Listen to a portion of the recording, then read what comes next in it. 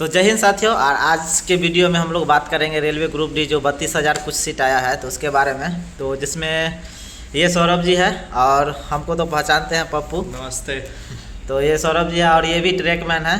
तो आज हम लोग दोनों मिल के कुछ बातें करेंगे सिलेबस के बारे में, कौन सा जोन भरे से अच्छा होगा और कौन सा पोस्ट भरे ये सबसे अच्छा है, कौन सा पोस्ट, क्योंकि हम लोग अभी ट्रैकमैन में आ गए हैं और ट्रैकमैन का मज़ा कैसा आ रहा है तो ले ही रहे ट्रैकमैन में बहुत मज़ा है।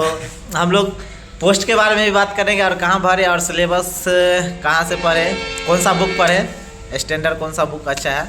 तो चलिए सौरभ जी, सबसे पहले आपका हमारे जो चैनल में आप टाइम दिए इसके लिए आपको बहुत बहुत धन्यवाद। धन्यवाद।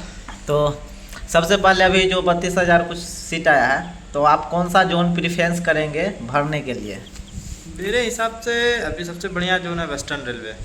सबसे अच्छा वेस्टर्न रेलवे आपके हिसाब से? क्योंकि अभी मतलब सीट के मामले में भी दूसरा नंबर पे है। हाँ।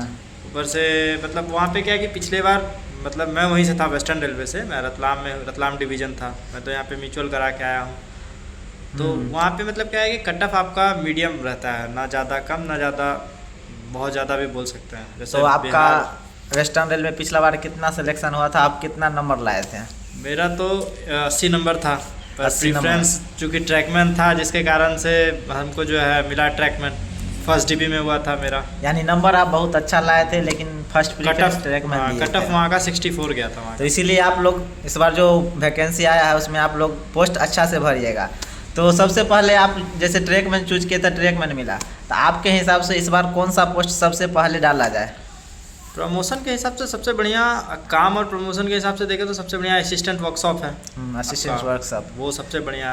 पॉइंट्समैन डालिए, उसके बाद सबसे लास्ट में आपको ट्रैकमैन डालना है। सबसे लास्ट आपको ट्रैकमैन करना है क्योंकि टीआरडी ये सब का भी मतलब सीट बहुत कम आया, टीएलएनएसी टीआरडी ये सब का। तो अभी सबसे ज़्यादा मतलब सीट आया तो वर्कशॉप का आया है, पॉइंट्समैन का आया।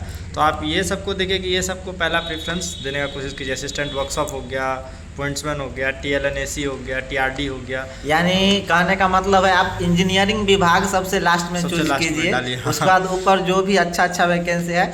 और ये नहीं समझिए कि आपका जैसे जो पोस्ट ज़्यादा है तो उसको प्रेफरेंस फर्स्ट दे, ऐसा कोई बात वही नहीं। गलती तो मुझसे हुई थी वैसा गलती आप लोग नहीं सीट के चक्कर में मत रहिए, क्योंकि कुछ ना कुछ तो अगर आपको हुआ है तो कहीं ना कहीं आपको अगर सिलेक्शन होगा तो कोई ना कोई तो पोस्ट जरूर मिलेगा।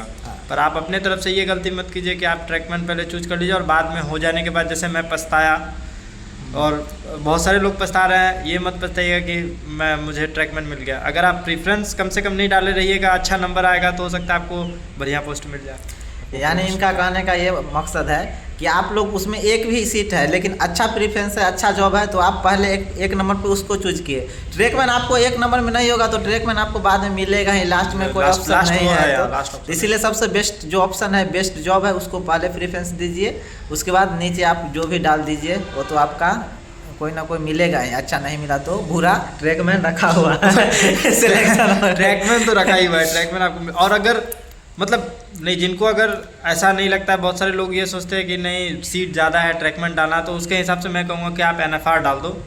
एनएफआर में आपका यहाँ पे काम कम है, नहीं तो अगर आप दूसरे डिवीज़न में कहीं भी जाओ तो काम बहुत ज़्यादा है। आप ट्रैकमैन में काम नहीं कर पाओगे, बहुत मुश्किल काम है। आप यूट्यूब में बहुत सारे वीडियो है, बहुत सारे ये है।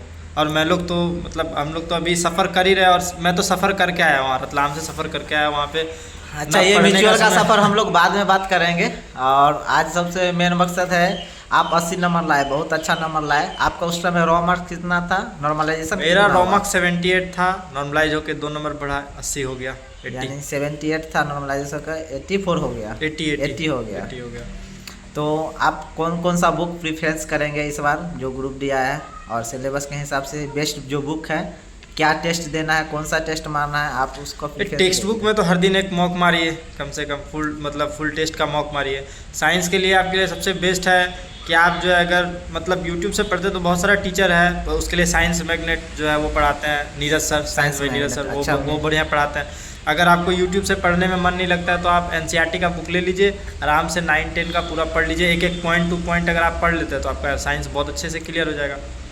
एनसीईआरटी यानी एनसीईआरटी पढ़ना है तो आपको 9th 10th का पूरा अच्छे से कंप्लीट करना, हर एक पॉइंट्स कवर करना है। हर एक सिलेबस मतलब हर एक चैप्टर आपको उसमें देखना पड़ेगा, ऐसा नहीं कि क्योंकि क्वेश्चन जो पूछता है वो अंदर ऑब्जेक्टिव से टाइप से नहीं हाँ। पूछता, वो एक लाइन से कहीं से क्वेश्चन one उठाता liner है, question, उसका बाद हाँ। बनाता है। तो पहले वाला एग्जाम नहीं रहा जो आप रट के आइएगा 4 गो क्वेश्चन में 1 गो मारिएगा चला जाएगा, ऐसा नहीं है।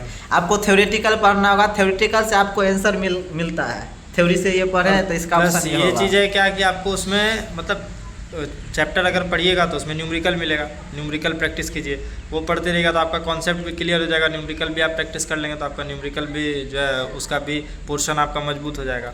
ये सब अच्छा था, ये तो साइंस का हो गया। अब नेक्स्ट हम आते हैं जो कि आपका करंट अफेयर पूछता है। जीके तो उतना नहीं पूछता है, जीके जीके तो आप नहीं है। एसपीडी पढ़ लीजिए थोड़ा बहुत इधर उधर से। करंट अफेयर के लिए जीके स्पीडी का नहीं- करंट अफेयर आता है नॉर्मली, बहुत सारे जैसे उत्कर्ष क्लासेस में पढ़ाते हैं, गौरव सर है, ये सब उसका करंट अफेयर देख लीजिए तो चलेगा। पर मेन पोर्शन तो इसमें साइंस है तो आपको यानी तब हम करंट अफेयर साइंस हो गया, जीके थोड़ा मोड़ा पढ़ता है तो उसके पीछे आप ज़्यादा नहीं भागिए, आधा घंटा या 1 घंटा बहुत हाईएस्ट दीजिए, उससे ज़्यादा नहीं दीजिए। आपको जीके ऐसे भी 2-3 नंबर से ज़्यादा आने वाला है नहीं। साइंस पकड़िए, करंट पकड़िए, उसके बाद हम लोग मैथ और रीजनिंग के बारे में बात करते हैं। तो आप मैथ कौन सा बुक से पढ़े, कौन सा टीचर से पढ़े, थोड़ा मैथ के लिए गाइड कीजिए। और कितना मैथ बनाए थे? मैथ तो मैं टेक्स्ट बुक से बनाया था, मतलब टीचर से तो कोई नहीं पढ़ा था, मैं टेक्स्ट बुक सेट मारते थे, मारते थे। रेगुलर माने 1 सेट डेली मारते थे, हाँ, फिक्स है? एक सेट फिक्स था कि हाँ रेगुलर मारना तो है। 1 सेट डेली फिक्स मारते थे। और उसमें आपका कितना आता था? उसमें मतलब स्टार्टिंग में तो कम ही आता था, स्टार्टिंग में आपका उस टाइम 20 नंबर का था, 20 से 25 नंबर का था, तो उसमें मेरा 2-4-5 गलती हो जाता था मैथ में? मैथ में। यानी मैथ रीजनिंग प्रॉपर आप किसी किताब से नहीं नहीं पढ़े, हाँ, किसी टीचर से नहीं पढ़े, बस आप सेट हमेशा मारते गए और उसी से आपका जो भी हो गया। डाउट हुआ वो कवर हुआ। लेकिन जो बेसिक से तैयारी करते हैं उसके लिए थोड़ा गाइड कीजिए, क्योंकि अभी बेसिक तो पढ़े होंगे ना पहले। बेसिक मतलब मैं तो 9-10 अच्छा से बनाया था, 9-10 का अच्छा है आपका, इसलिए बेसिक आपका बहुत बढ़िया है, इसलिए आपको टीचर का सहारा नहीं लेना पड़ा और आप सेट मार के ही उतना से संतुष्ट हो गए।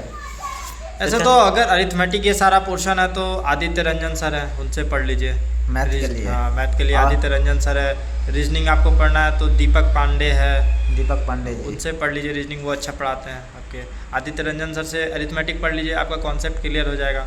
कॉन्सेप्ट मतलब क्या है कि आप पढ़ लीजिए और उसको प्रैक्टिस करना पड़ेगा, प्रैक्टिस नहीं कीजिएगा तो फिर कॉन्सेप्ट नहीं क्लियर होने वाला। देखिए पढ़ने से ज़्यादा आपका प्रैक्टिस जरूरी है। टेस्ट बुक पे टेस्ट मारिए या कहीं भी मारिए, हम टेक्स्ट बुक का प्रचार नहीं कर रहे हैं, लेकिन ज़्यादातर स्टूडेंट टेक्स्ट बुक पे बहुत बच्चे जुड़े हैं। जो भी मतलब कोई भी अगर लिया है, कोई टेक्स्ट बुक का लिया है, कोई मतलब कहीं बहुत भी सारा टेस्ट है, लिया है। ऑलिव बोर्ड है, बहुत सारा है, तो जहाँ लेकिन भी जो क्या लिया है जो टेक्स्ट बुक है ना उस पर बच्चा बहुत ज़्यादा है, बहुत 2 ज़्यादा। लाख 3 लाख, ग्रुप डी में तो बहुत ज़्यादा 4-4 5-5 लाख उसमें पार्टिसिपेट करता है, तो उसमें थोड़ा अंदाज ये मिलता है हम सला बहुत पीछे हैं, चाहे कोई इतना आगे है, इसका इतना नंबर आ रहा है, मेरा क्यों नहीं आ रहा है, तो ये फ़ायदा होता है। लेकिन कहीं कहीं जो बहुत बच्चा कम है, 800 टेक्स्ट बुक के जो टेक्स्ट बुक चलाता है, तो वहाँ पे थोड़ा कंपटीशन कम रहता है तो उतना पता नहीं चलता है। और इसका क्वेश्चन का रेंज आपको कैसा लगा टेक्स्ट बुक का?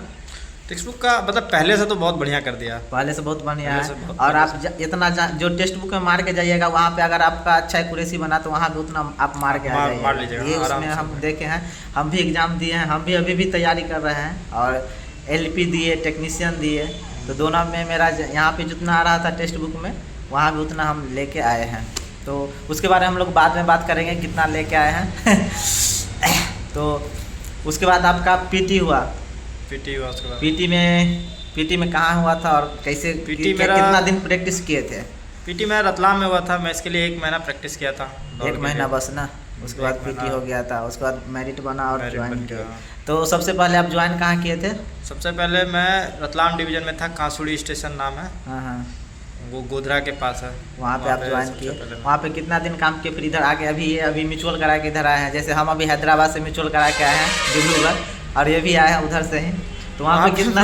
वहाँ पे मुझे लगभग 1.5 साल लग गए, 1.5 साल के बाद आया हूँ मैं इधर पर। 1.5 साल। अच्छा, काम उधर कैसा था? काम तो बहुत ज़्यादा था, इसलिए तो और मैं बोल रहा इधर? हूँ। इधर तो कुछ नहीं है काम यार, इधर तो सब प्राइवेट वाले करते हैं, इधर इधर तो आप प्रेशर मौज कम है, है। इधर ट्रैकमैन में तो आप मौज हैं, मतलब उतना भी काम नहीं है, थोड़ा मोड़ा तो आपको करना पड़ेगा, थोड़ा मोड़ा देखना पड़ेगा, पर हाँ ये इधर ये खाली थोड़ा दिक्कत है जो थोड़ा हम लोग जैसे जो ट्रैकमैन का काम है उसका जो सामान है ना वो थोड़ा बहुत अच्छा नहीं लगता है इधर उधर ले जाने में, ये काम चीज़ करने है। में। नहीं तो काम तो खास उतना नहीं है काम इधर नहीं में, है। इधर काम इधर थोड़ा अच्छा मतलब है, इधर है क्या कि आप इसलिए इधर आप फ्रीली रह करके काम कर सकते हैं। उधर था कि आपका काम का इतना ज़्यादा प्रेशर है कि एक तो आपको टाइम मेंटेन करना, 8 से 5 आपको ड्यूटी करनी है, ऊपर से इमरजेंसी ड्यूटी भी बहुत होती थी मतलब, और उसका कोई ऐसा एक्स्ट्रा रेस्ट ये सब नहीं मिलता था। और इधर गाड़ी भी बहुत कम गाड़ी है। बहुत कम है इधर, इधर गाड़ी बहुत कम है, इसलिए थोड़ा काम का प्रेशर भी थोड़ा कम है। इसलिए तो मैं बोल रहा हूँ कि जो मतलब ट्रैकमैन, मतलब ऐसे भी बहुत सारे बंदे सोचते हैं नहीं कि ट्रैकमैन ही डालूंगा, सीट ज़्यादा है, कहीं नहीं हुआ है, मतलब वो तो सोचते हैं, मतलब जिनका अगर कहीं नहीं हुआ तो सोचते हैं कि